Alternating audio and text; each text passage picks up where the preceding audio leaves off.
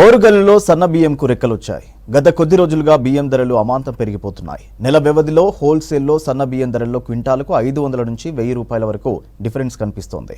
ఇక రిటైల్ ధరల్లో చూస్తే కిలోకు 10 రూపాయల వరకు రేట్ హైక్ అయింది.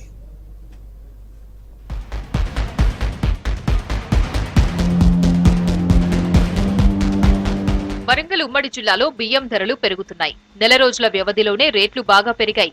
జిల్లాలో JSR, Vijaya Masuri, RNR, HMT, BPT, Sona Masuri లాంటి సన్న బియ్యంకు డిమాండ్ ఎక్కువగా ఉంటుంది. తెలంగాణలో సారవంతమైన నేలలు ఉండడం, ఇక్కడ పండించే సన్న రకం బియ్యానికి ఇతర రాష్ట్రాలతో పాటు విదేశాల్లోనూ డిమాండ్ ఉంటుంది. అందుకే వానాకాలంలో పండించే సన్న రకం ధాన్యంకు ధర కూడా ఎక్కువగా పెడుతుంటారు. కానీ సాగు, అమ్ముకోవడానికి ఈజీగా ఉంటుందని ఎక్కువ దొడ్డు రకం ధాన్యం పండిస్తారు.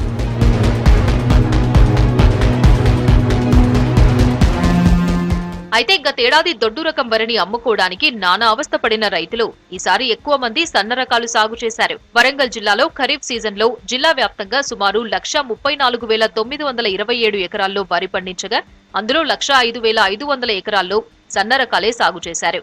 పాకాల ఆయకట్టు కింద 28,512 ఎకరాల్లో వరి సాగు చేయగా అందులో సన్న రకాలు 26,000 ఎకరాలు ఉన్నాయి.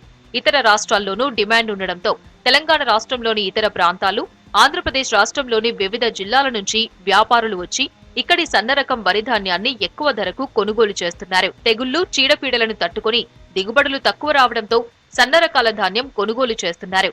పచ్చి వడ్లనే కొంటున్నారు. పోయిన నెలకు ఈ నెలకు ఇంత రేటు పెరుగుడు ఘోరం కదా. కాకపోతే 100, 200, 300, 500 అట్లా పెరిగితే తీసుకుంటారు జనం. మరి ఏకంగా 1000 కొద్దే అంటే తినుడు ఇబ్బందే కదా మాట్లాడేటోళ్ళు. ఇదే మసూరి అంతకు ముందు 1000 రూపాయలకు ఒక 25 కిలోల బస్తా వచ్చేది. ఇప్పుడు 1800 అయినా కూడా ఆ క్వాలిటీ రావట్లేదు. ఇక ఈ నెల ఉన్న రేటు మళ్ళీ 2 నెలల తర్వాత ఉండట్లేదు. ఇక తీవ్రమైన హైప్ అయిపోతున్నాయి బియ్యం.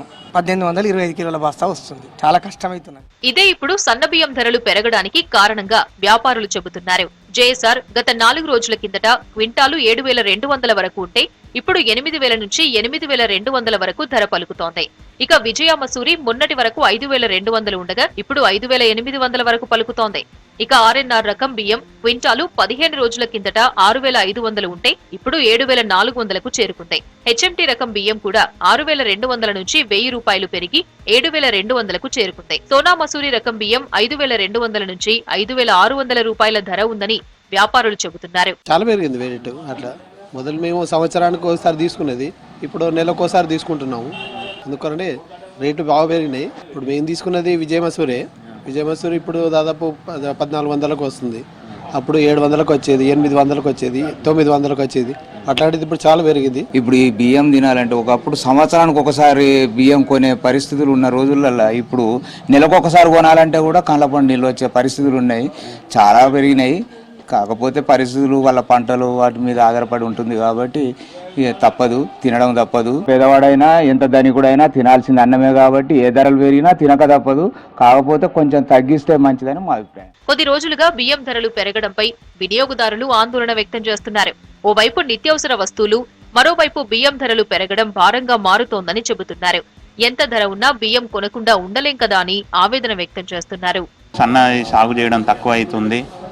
సన్న బియ్యానికి ప్రజలు ఎక్కువగా ఇష్టపడుతున్నారు. రైతులకు మాత్రం సన్నధాన్యం వేయడం వల్ల ఈ పంట పురుగు రావడం, దిగుబడి తక్కువ రావడం, గిట్టుబాటు ధర రావడం లేదు.